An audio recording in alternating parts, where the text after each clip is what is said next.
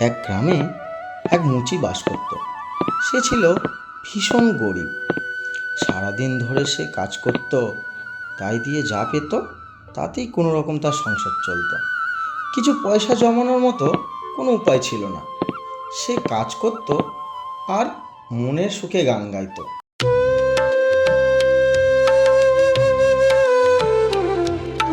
পাশেই থাকতেন এক বড় লোক। মুচির প্রাণ খোলা ওই গান শুনে তার হিংসে হতো।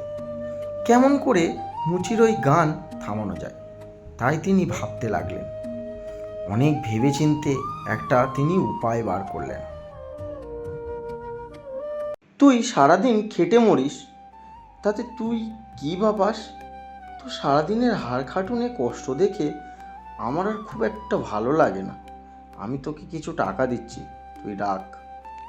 টাকার থলিটা মুচিকে দিয়ে দিলেন। টাকার থলি দেখে মুচি তো অবাক। এত টাকা! সত্যি যে এত টাকা কেউ কখনো তাকে দিতে পারে তা সে ভাবতেই পারছিল না। কিন্তু বড়লোক সত্যি সত্যি তাকে টাকা থলি দিয়ে চলে গেলেন। এত টাকা পাওয়ার পর প্রথমেই মুচি ভাবল, এত টাকা সে কোথায় রাখবে? এত টাকা নিয়ে সে কী করবে? সারাক্ষণ উঠতে বসতে তার এই একই চিন্তা। এরপর মনে ভয় হলো, বাড়িতে চোর এসে যদি টাকাগুলো নিয়ে চলে যায়। টাকা চুরির ভয়ে সে একবারে অস্থির হয়ে পড়ল। এত চিন্তায় রাত্রিতে ভালো করে ঘুমাতে পারেননি। টাকার কথা ভাবতে ভাবতে তার কামকর্ম বন্ধ হলো, আর সেই সঙ্গে বন্ধ হলো তার প্রাণ খোলা গান।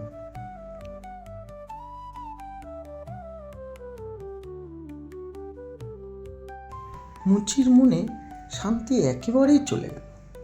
শুধুই দুশ্চিন্তা, ভয় আর উদ্বেগ।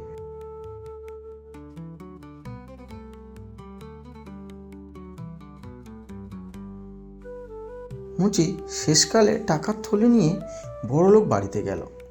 বড়লোককে গিয়ে বলল, ধরুন আপনার এই টাকার থলি। আমার গান আপনার টাকার থলির চেয়ে অনেক ভালো।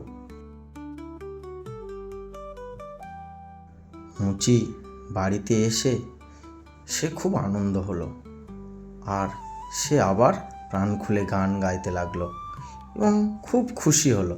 সে নাচতে নাচতে চলে গেল কাজের দিকে। আর শুধু গান, আর শুধু গান, গান গান গান। মুচি শান্তিতে থাকতে পারল।